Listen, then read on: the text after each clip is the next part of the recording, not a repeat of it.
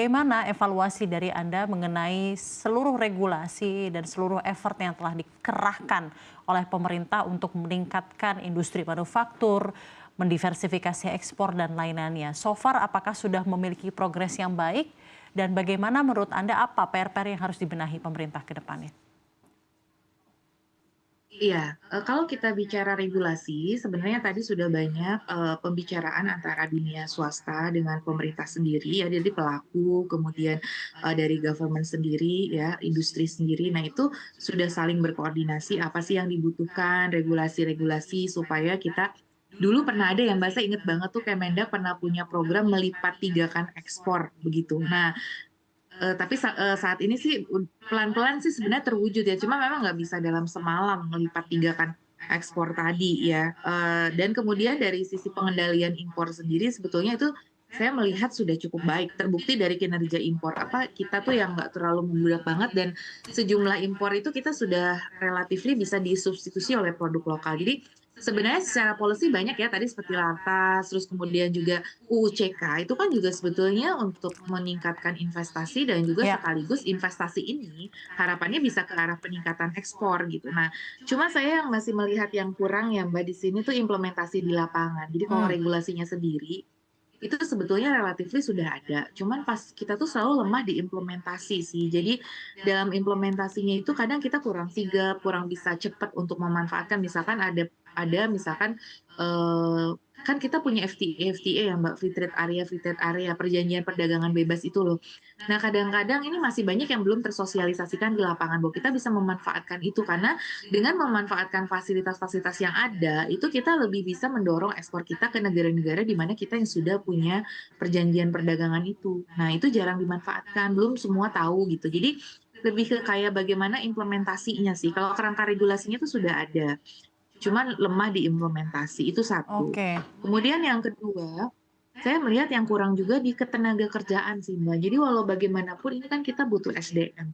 Kita bicara ingin naikin brand, tadi gimana ya, SDM kita. Jadi SDM itu kunci juga gitu loh. Nah, Iya, ketenagakerjaannya, kebijakan ketenagakerjaan untuk mendukung ekspor itu yang masih juga kurang gitu. hmm, Jadi ya tadi supaya kita bisa ke medium dan high tech ekspornya, karena itu medium dan high tech itu biasanya lebih tinggi nilai ekspornya dan kita bisa diversifikasi juga. Jadi contoh ya kemarin tuh ada salah satu perusahaan Amerika yang datang ke kita tuh paling cuma berapa triliun gitu, ke Vietnam, Malaysia investasinya 100 kali lipat daripada kita atau berapa puluh kali lipat daripada kita gitu. Kenapa? Karena apa? SDM-nya. hmm.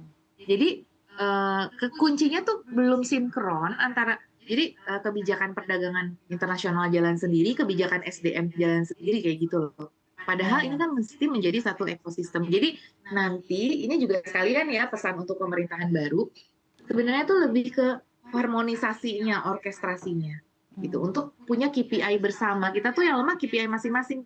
Kementerian Perdagangan punya KPI sendiri, perindustrian punya sendiri, Kementerian Iya, iya, Pembangunan iya, Nasional iya. punya sendiri.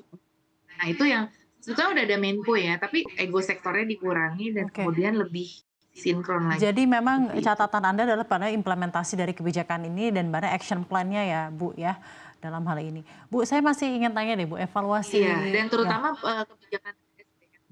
Baik, silakan, Bu.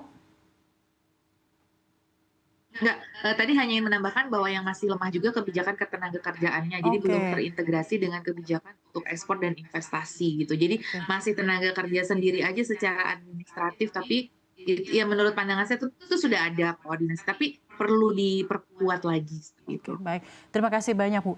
Evaluasi Anda terhadap CEPA, kita memiliki beberapa CEPA ya, Bu, ya, dengan beberapa negara-negara ada dan Betul. mitra-mitra perdagangan yang cukup-cukup strategis gitu dalam hal ini.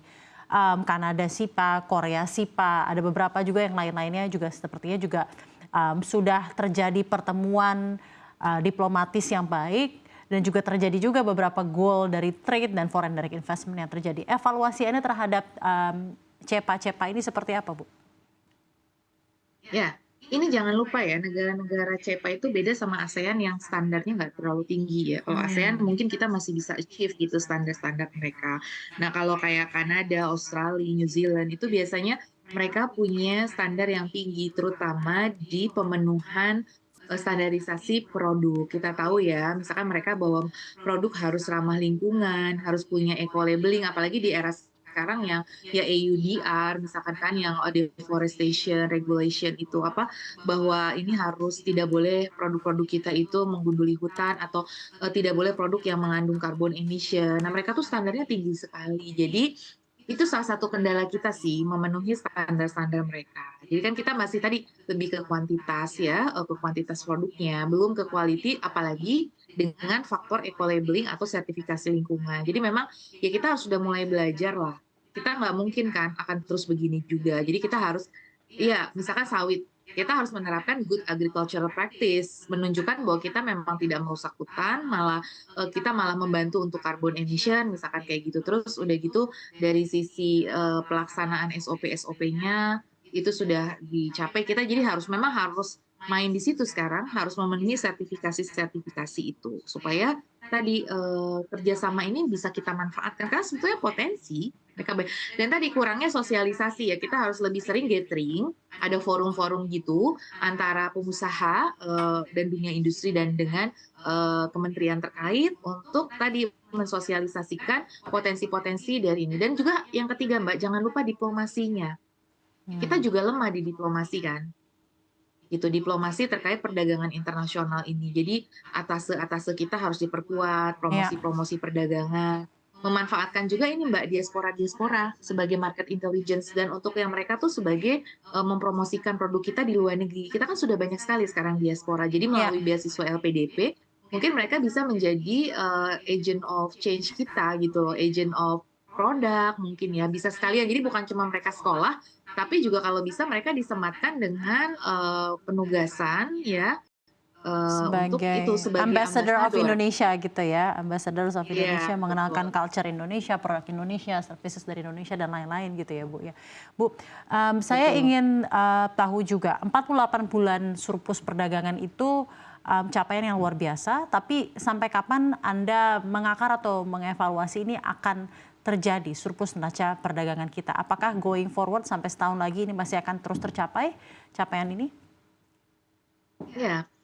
Sekarang tuh memproyeksi semakin sulit ya buat ekonom karena tadi kondisi geopolitik ini kita nggak pernah tahu nih perangnya akan selesai tidak. Sebenarnya karena tergantung banget kondisi geopolitik yang ada dan kemudian nanti juga ada event kita harus lihat juga anticipating event di US terkait dengan pemilu ya Amerika Serikat itu juga akan menentukan karena siapa presiden Amerika yang terpilih nanti akan mempengaruhi kebijakan geopolitik ini apakah akan lebih memanas atau lebih mendingin.